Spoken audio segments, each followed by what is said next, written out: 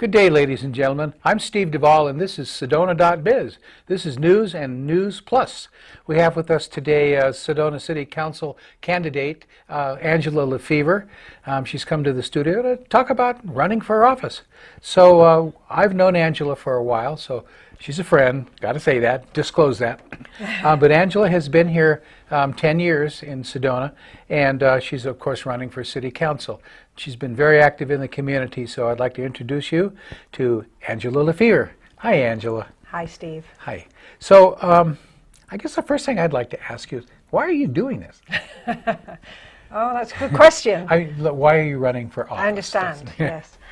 I think I'm ready to take one step further, higher.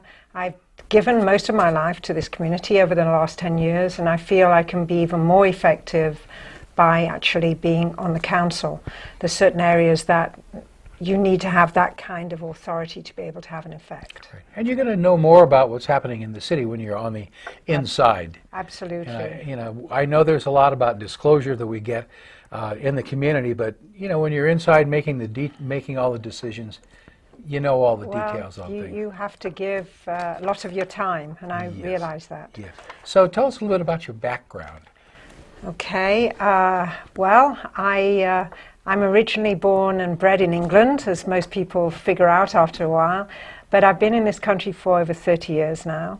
I lived in New Orleans to begin with. I have 2 children, now have 4 grandkids. I got into teaching. I was a single mum, and I started by teaching because I could keep an eye on the kids.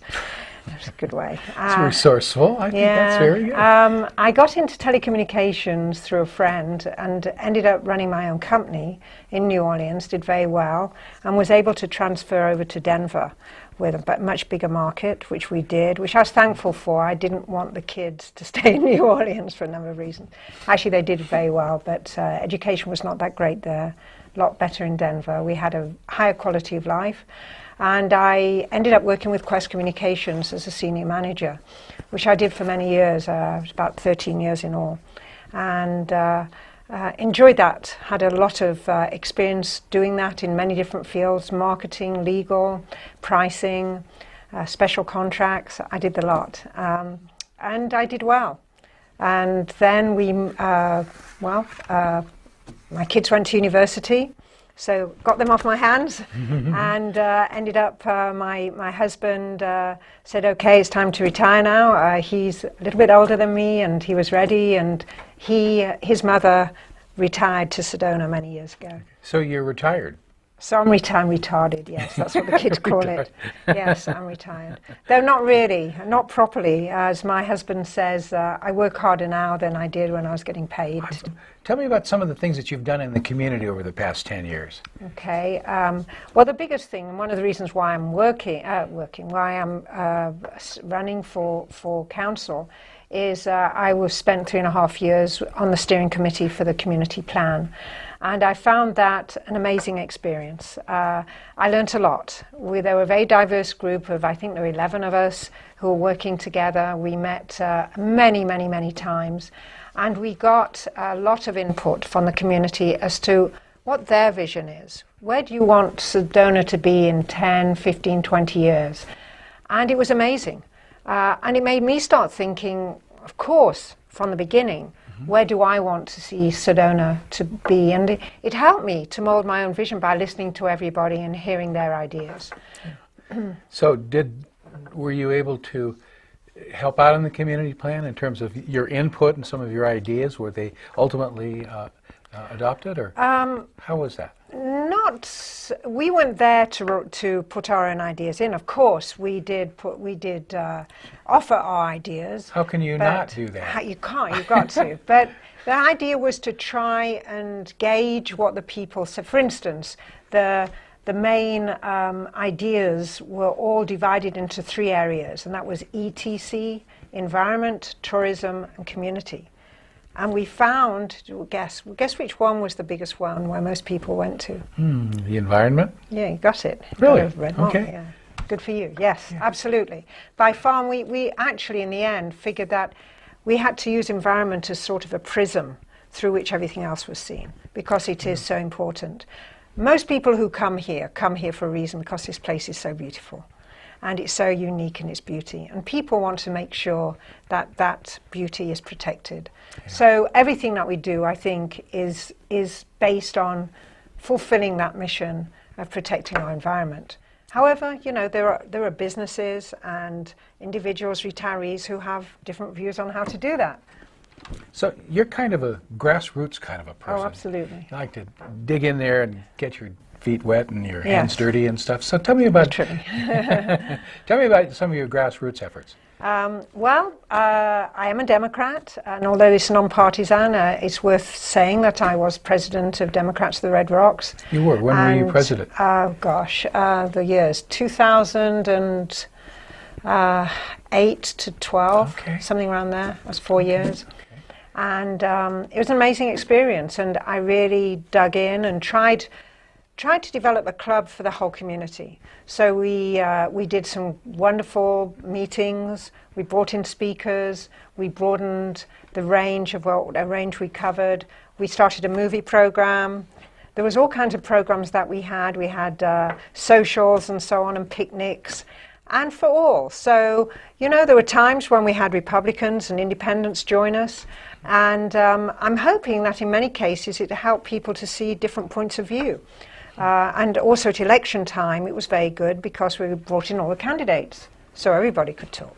So tell me a little bit more about some of your grassroots Absolutely. efforts. That's from the ground up, making things happen. So that was kind of grassroots, just going around and talking to people. I did actually run for the state legislature 2 years ago, and I knocked on hundreds and hundreds and hundreds of houses, seriously. It was a big eye-opener. But yeah, I've also been involved in the environment. I was very much involved in the National Scenic Area, discussing it with an amazing group of people, the coalition. I think you were kind of involved. A little bit. A little bit. And that was a wonderful experience because we reached out and we got hundreds and hundreds of letters from the community, which we got taken up to Anne Kirkpatrick for her to consider. And she did actually introduce it, and we got very close. You worked very hard on that campaign. Yes, I did. I remember. You remember Keep Sedona Beautiful? Absolutely. Yeah. And I'm a member. I was for a short time the board member, but I decided I got an offer from the Oak Creek Watershed Council to become on their board. So that I was actually elected onto it, and I started just over a year ago. Under a year ago, and everything from picking up trash in the canyon, which I've done, and I get people to do it. We picked up, the last time I went, it was about 95 pounds of trash under Midgley Bridge.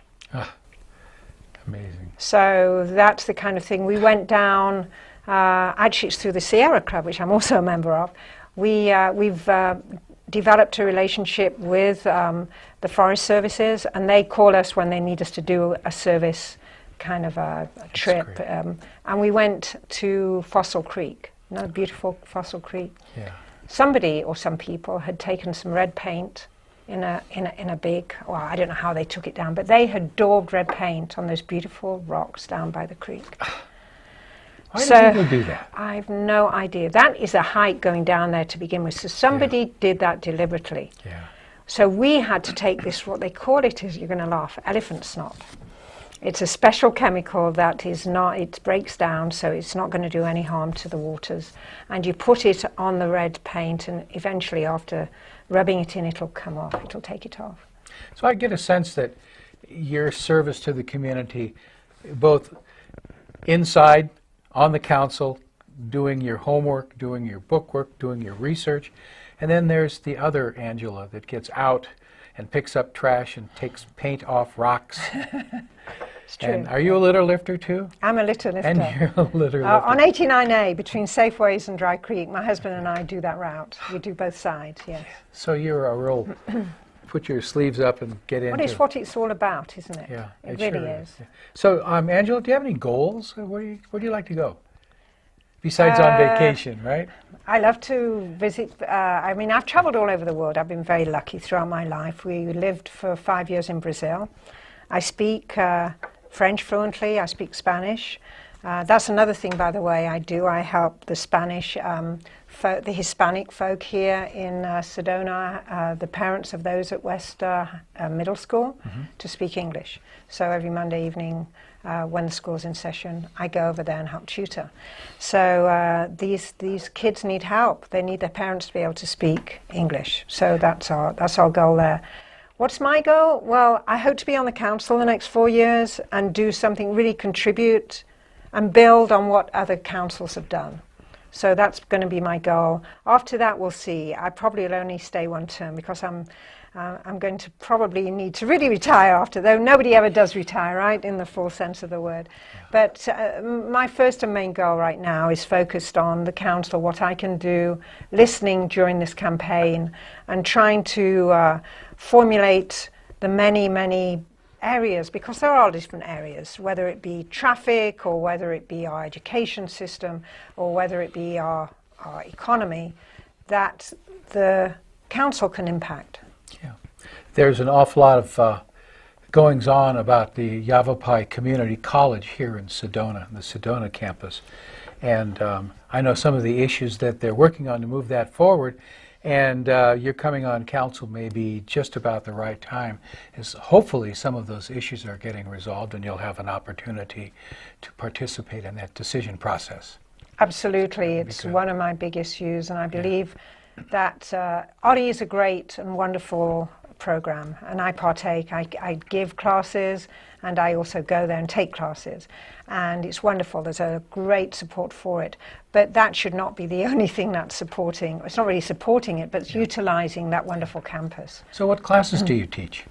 I teach a political class. It's a comparison between British and American political systems. You should be good at that. Non-partisan. Okay. So I try, and it's really interesting because I've learned a lot. I had to do quite a bit of research, and to see that there's actually quite a few similarities, of course, but there are many differences. And with what the really bad things right now that are going on in Congress, is that maybe we should be looking at maybe a different system. I don't know. But the system now really does encourage this kind of partisanship, which is, to me, is a big shame. Yeah. It really is. It seems that the system has evolved from its original intent and is congealing into what we have today. And hopefully, this is your speech, not mine. No, I'm listening. I agree with you 100%. Yes. It just seems that there seems to be a consensus in the people in the country that maybe our system is broken or near broken, and there's some things that we need to do to kind of get things back on track. It worries me that, and I read a lot and see a lot, is that our system, the people in it are running on hate. Hate messages, fear messages, instead of reaching out and trying to find solutions, which we need, for heaven's sake. And I'm not going to talk about partisan, because I think everybody has a problem with this, and the role that money plays in there.